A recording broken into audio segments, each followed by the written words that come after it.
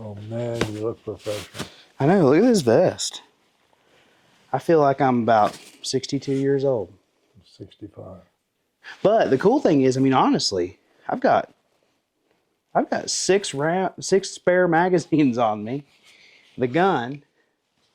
I kind of been thinking to myself, why don't I carry like this? Yeah, well, that's an older guy thing.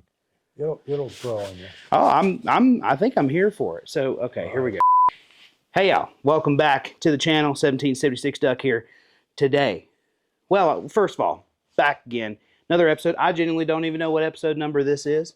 We filmed a lot last night. We're probably going to film a lot tonight. It's the next one. Yeah, it's the next one. It's the one after the one you just watched. And I'm back up here with Grandpaw, Ken Hackathorn. I'm so happy to be here. We had a great day on the range today. You did well. Yeah, I had a great day.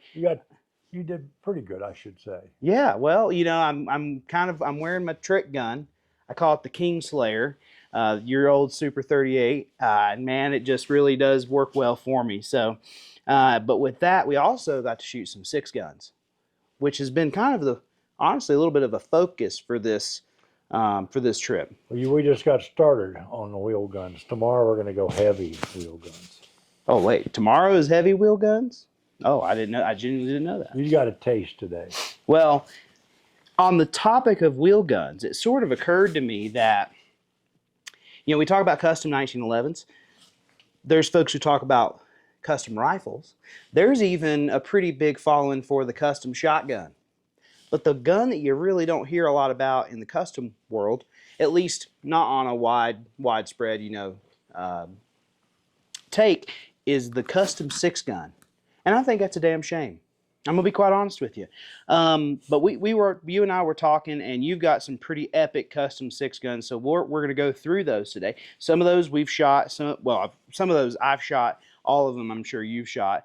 And so you kind of tell me a little bit about them, and we can also discuss a little bit of, the 6-gun. It's not as popular as it once was, right? True. But I think you'd be surprised. My generation is actually kind of bringing about a renaissance of the 6-gun. There's a lot of truth in that. And we're very interested in them. And, it comes down to this other thing, too, where, let's be honest, the millennials, that's the GWAT guys. Those are the dudes who, they're all the time worried about, a terrorist this or, another 9/11. And when you ask them why they carry a gun, it's always because they think some dude yelling Allah Akbar is going to be in the mall with an AK-47. Not saying that can't happen, but what I am saying, I think my generation is a little bit more, hey man, guns are fun, and so we do gravitate to guns that may not be the most practical, although I think a 6-gun gets the job done. It can get the job done if you know what you're doing. So definitely something I want to talk about, especially for my generation. Gen Zers, I think we're the next old guys. So here we go. Let's start. We'll kind of go in order because these two are certainly ones that I have a lot to say about, and these two I have not shot. So we'll let you start off with these 2 guns here. Well, as you know, I've always had a kind of an affliction for 5-inch barreled double-action Smith revolvers. I mean, I've always liked them. And many, many years ago, Jimmy Ray, who was the revolver guru at Smith & Wesson, especially the performance guy, I mean, absolute guru. We were chatting, I said, I'd really, really like to have a 686 with a 5-inch half-lug barrel. They made guns, all of them had the full lug barrel, but I said, I'd like to have one of the old-style half-lugs. And he said, Ken, I can't give you a gun, but if you get me a 686, I'll build you one. So I bought a used 686. As a matter of fact, it's an old Montana Fish and Game gun. It's still got that basically had the property number. Oh, I see that. I see that. And it was a surplus, or when Montana Fish and Game sold the guns. This is where it came from. And I sent it to him at Smith and said, put me a 5-inch half-lug barrel on it. So it's a fairly early 686. It's a -2. Anyway, he set out to do it, and he made me a 5-inch half-lug barrel configuration, tuned the action, made sure that everything was, I said I want a red ramp front sight, and I mean everything. You'll notice that the rear sight on it is actually, since the the tritium, but notice it's got a tritium bar. Oh, really? Yeah, I don't know That's why pretty I had it. interesting. But probably he had it. Oh, you just threw it on there. Anyways, bottom line is, he built me the gun, did an action and nice gun, and it's got a pair of Hogue single finger groove monogrips, which most people have never seen, And those are and they work great. Yeah. For me, typically with finger grooves, this one works okay on the top groove, but this finger is right up on top of the next one. So I got a pair of these Hogue single finger groove grips, which work great. These are rosewood, and put on the gun, and it's a great shooter. I mean, it's a tack driver. I'm really fond of it, and I'm fairly confident there's not many 5-inch half-lug 686s in circulation. Yeah, and you know, the half lug, just in case you're not aware of what that means, the half lug is talking about the ejector rod shroud. On a typical 686, that'll go all the way to the barrel. On, you know, a proper Smith & Wesson 6 gun, it is not going to go all the way out. And let's just be honest, it just looks better. Oh, yeah. I mean, you know, and I know a lot of people who will say, well, the full lug is going to give you more weight on the. I don't know. I'd rather look Man cool. up and hold on, grip the gun. I'd rather look cool. And this gun, certainly, those stocks too are absolutely trick. And I think this might be a good point to talk about. The kind of everybody wants to know, you know, what's the secret with a 6 gun? And it's kind of a weird secret. Let's be honest. The secret to me, from what I've found just shooting with you, is the stocks. They have to fit. Yes. Unlike, or in a way that no other gun, I think it matters as much. It's critical on revolvers. Yes. Most autos loaders, it doesn't matter much. Mm-hmm. But in a revolver, if the grip doesn't fit your hand, you're not going to shoot the gun well. And you've actually, the last time we were here, it might be worth mentioning, you actually let me shoot a 66-2 6-inch gun, and it had Spiegels on it. Spiegels, if you're not aware, fantastic stock maker. And even though that gun really didn't have anything crazy as far as the action work is done, I shot it really, really well. And that honestly goes down to the fact those stocks fit my hand. Yes.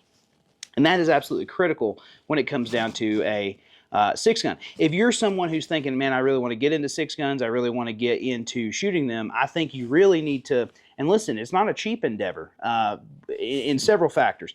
One, the stocks themselves aren't cheap. Two, you're probably going to have to trial and error a little bit too. Absolutely.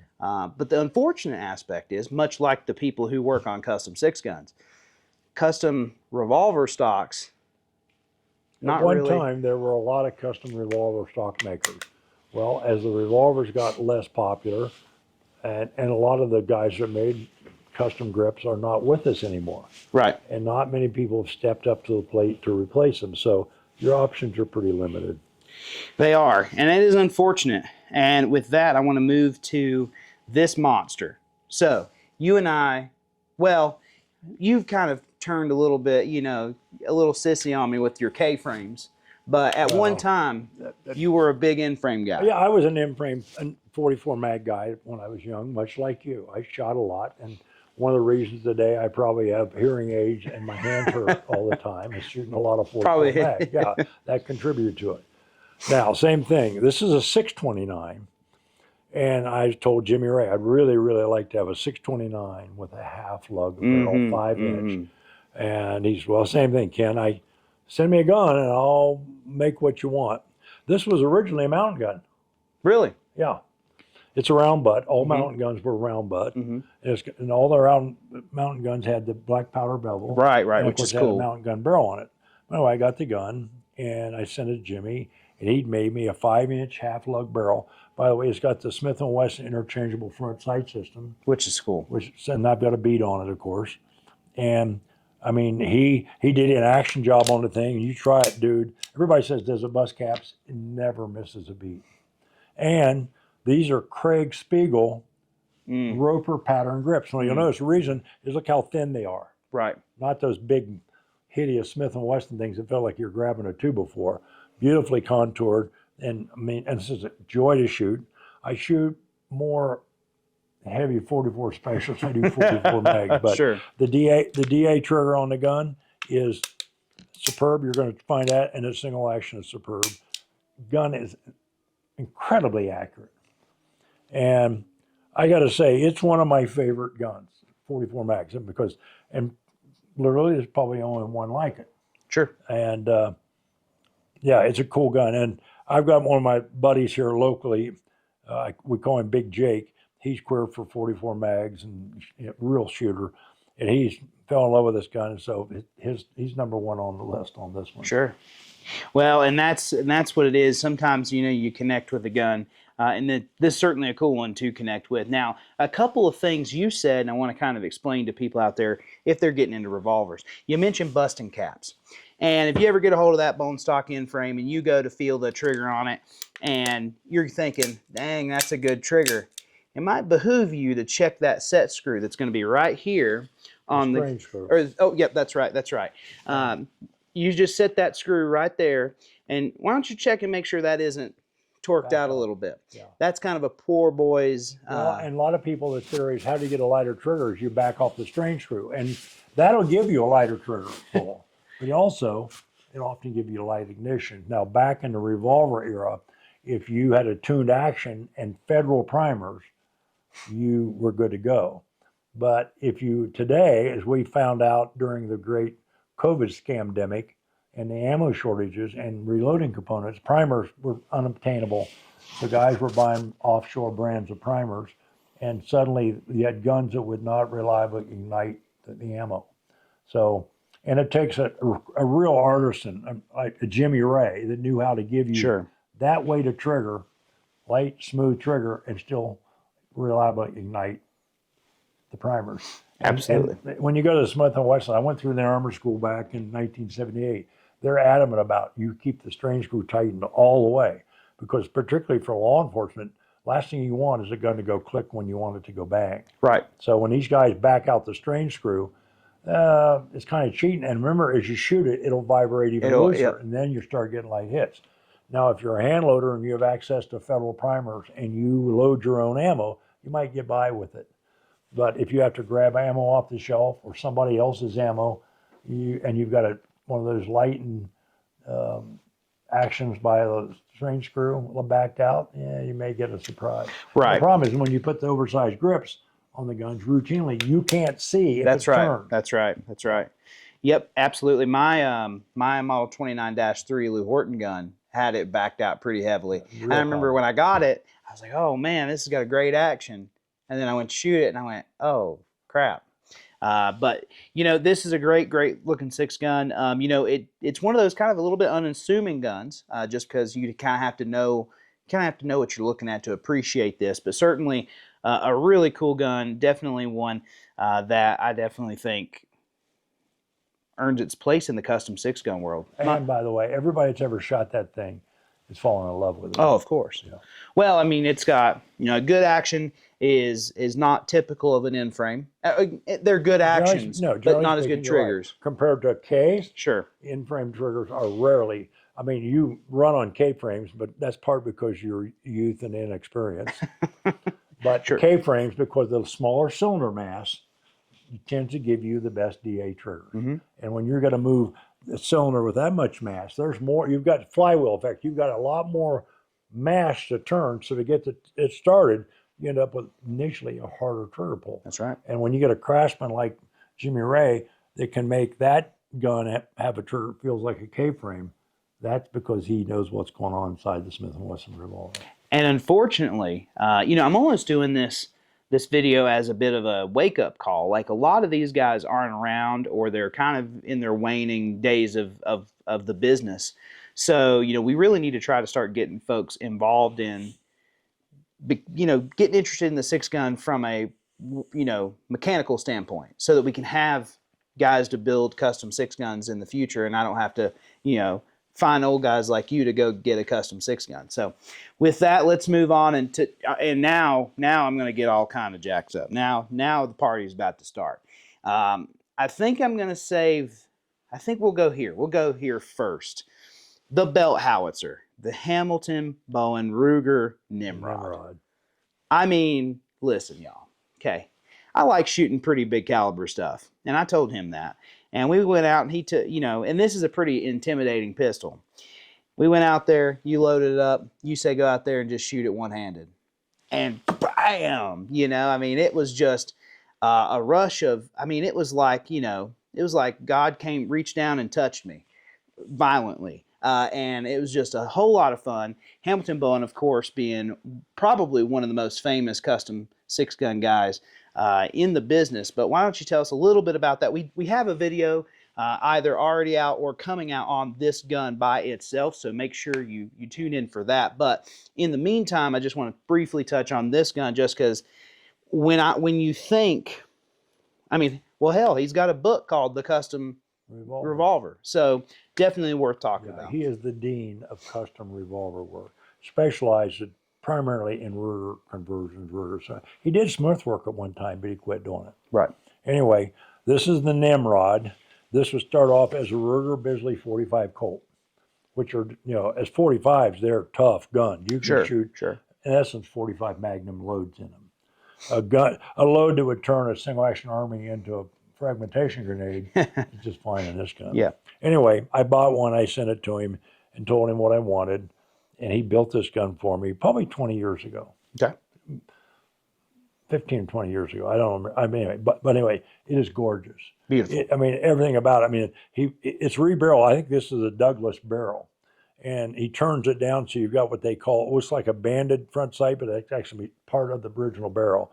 Facial, front sight base, gold bead I requested. His backcountry adjustable rear sight, did an action job on it. I mean, turnbow case hardened. I forget what this material is. It's a synthetic. And he said at the time, you don't dare put ivory on this thing. With this recoil, it'll crack them. So this is a synthetic, like countertop stuff. It's tough. It's tougher than woodpecker lips. That's right. And that's what he had. I forget the grip maker made them and fitted them to this frame. I had him put a lanyard loop on it, which I like. I like it too. And it's got a good trigger. And of course, you shot it yesterday with my load I use is a 300 grain XTP over 22.5 grams of H110 in a 45 Colt case.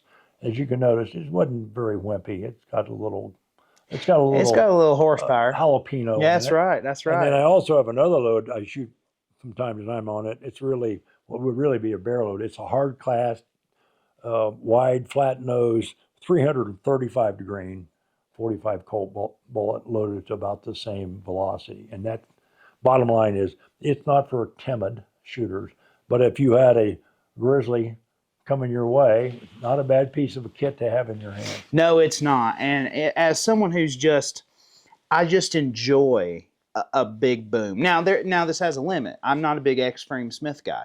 There are things that I don't really care about. Yeah, that's my limit. This right here is in my opinion, this is the perfect, as I call it, the belt howitzer. I mean, this genuinely, to me, this is where the gun is at its peak of big but still relatively usable. I mean, I could see myself having this, tucked away as a backup gun, or if you're up in the backcountry right. here, not a bad choice. And by the way, believe it or not, I've always been a fan of hand loader magazines. It's one of the few gun magazines to get. I generally read it from cover to cover. And as you know, there's one of the writers in it, Brian Pierce, who lives here in Idaho. Absolutely. He did an article many years ago about Hamilton Bowen and the work he did. That's how I first got it. And I remember thinking, that guy makes really cool guns. And that his influence is why I decided to have that gun made. Well, and Brian, we'll just kind of veer off the path just a touch here. Brian's an excellent guy. I was actually, funny enough, a prince of a guy. Yes, he is, and his family is awesome. I'm extremely close to his his son Jake, Jacob Pierce. By the way, Pierce Brothers Gear Guide. They're on YouTube. You should you absolutely should be following Especially them. if you're a revolver guy. Especially. But anyways, funny enough, I actually got to see the Hamilton Bowen #5 that's on the cover of his book. Of the book. Hamilton's book. Yes. You handle it? Yeah. Oh, cool. If I had more time, I think they were going to let me bust some caps, but I ran out of time. But that's why when you pulled this out, I was like, I'm not missing this opportunity to bust some caps. So anyways, this is an incredible piece of kit that I just have really fallen in love with. But as much as I love this gun, this thing, this may not look, if you're just kind of looking at this, viewers, you may say, old Smith & Wesson. Model 58. Model 58, 41 Mac, who cares? What you're looking at is probably the coolest freaking custom, Smith & Wesson I've ever handled. And it's one of those things that's cool, and you have to really get it to understand how cool it is. So I'll kind of give this over to you, and then you tell me a little bit about that gun. Well, back in the day, Tom Campbell worked for Smith & Wesson. He was one of my buddies. He was a shooter, serious guy. In the early IPSC days, Tom was a serious dude, great guy. And I'd went up to the armor school, and we met, hit it off, whatever. And at one point, we're talking. Tom worked in what they called the model shop, the R&D shop, where all the prototypes and different stuff was made. So from time to time at Smith & Wesson, guns were occasionally, they came out of Smith & Wesson by the model shop that were, shall we say, not production guns. And we were talking one day, and this, if you look at it, this is basically an overgrown Model 10 heavy barrel. That's right. Look at it, it's That's just right. like somebody gave it steroids. And the 41 mag was designed to be the ultimate law enforcement gun. Unfortunately, the Magnum cartridges were not, most cops couldn't shoot them. And so this 58 was not a big seller. I mean, I bought a brand new one. This is, my goodness, this is in early 70s. No, I tell you, it'd be early, about I'm going to say, it was 78. I went to the armor school in 78. Okay, cool. Anyway, so about, say, 79, a year later, I told Tom, you know what I'd really like to have is a Model 58 Smith & Wesson, this style, what it would call a service revolver, but in 45 Colt. Hell yeah. And he said, get one and send it to me, I'll make you one. Hell yeah. So I did. And what they did was they took the gun that I sent them, and they bored the barrel out to 45 caliber and had it broached, rifled. They didn't have a good fixture to hold the barrel when they did it. And if you look down the barrel, as I showed you, there's actually a couple of chatters where the barrel moved in the fixture. It didn't hurt the gun, and they didn't have, at that time, they didn't make any 45 caliber revolvers, but what they did have is the barrel stamp that says 45 caliber model 1955. That's right. So that's how they roll stamped it. They took a model 29 cylinder and bored it out to 45 Colt. And since it was a 29 cylinder, which was already had a recessed case head, this gun is a 45 Colt with a recessed How freaking cool case is head. that? And of course, the gun was zeroed. They made sure I zeroed to 255 grain, 45 Colt loads. Believe it or not, when Jimmy worked there at the time, and Tom handed out, Jimmy put a good duty trigger on it. And you know, I mean, and they had at the time, they had made up some samples of the target with trigger, but smooth surface, case hardened smooth as a combat trigger. That's the trick. They were never put in production. That's the trick. And I remember at the time, Tom showed me a gun he had with that on it. I said, oh man, where'd you get that trigger? He said, we got some in the model shop. I said, you got any spares? And he gave me, I don't know, 4 or 5. And anyway, they put this trigger in one at a time. I got some more and they're on other guns. But the bottom line, again, not with that wide target, smooth trigger was never a production one. I put a grip adapter on it. And of course, it's got the configuration. And I showed it to you and you were pretty intrigued. You shot it today. And as usual, when you see something or find something you like, you get a little wacko on me, but you really fell in love with this gun. I did. Today. Absolutely. The gun is amazing. Just from a workmanship standpoint, the trigger pull is awesome. Your 255 grain load is incredible. I mean, that's a lot of ass, but it really doesn't, buck the gun. The fixed sights are just cool as heck. They always have been. That's why a 58 is cooler than the 57. And I can't explain that really more than that, but it's just cooler. And sadly, if they had made this gun in 45 Colt, I think it would have been a real hit in law enforcement. I do too. And we shot some 41, and we were talking about the 41, and all that, and how a lot of folks didn't really like the recall of the 41 service load. Yeah. I mean, I think the 45 Colt would have been the perfect one. Oh yeah. It's super controllable, but it's still got a lot of, I hate saying this word, but kind of not, because I'm a 45 guy, knockdown power. But it's truly one of the beautiful action, beautiful gun. And one thing that you didn't touch on was that they actually shaved down your cylinder release to aid Clear for speed loader. speed loaders, which is just the thought of carrying this gun and carrying a a speed loader with 6 255 grain bullets. And back then, the speed loader was available was the Dade. They're no longer made, but I had Dade speed loaders on a double pouch. And I told Tom I'm going to use speed loaders, and because of the size of the speed loader and the cartridges, they did have to trim a little off the bottom of that thumb piece so the speed loader would clear it.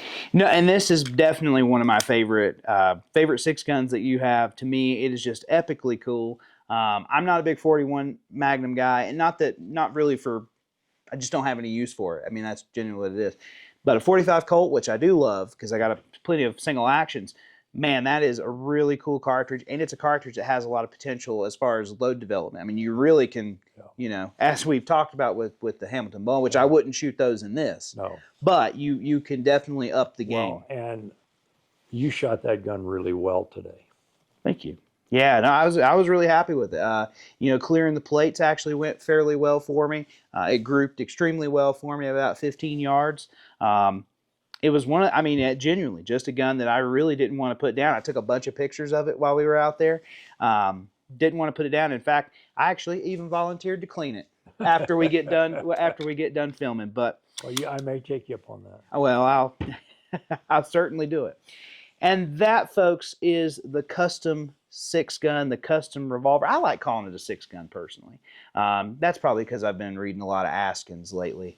But anyways, the custom 6-gun. It's something I think that you need to discuss. If you're someone who's interested in revolvers, this is a path I think you're going to want to end up going down. And there's a lot of nuances that we obviously aren't going to get into. But there's a ton of places to go with custom 6-guns, and you just got to look for them. You got to look for research on them. There's tons of old American Handgunner magazines. Obviously, what was the Reloader? Handloader magazine. So definitely check it all out. And yeah, y'all have a great rest of your night. You got anything else? Nope. Okay. Y'all have a great rest of your night. Thank you so much for joining us. And remember, stay cocked and locked. Probably a little harder to do, though, if you're using a 6-gun. We'll see you next time.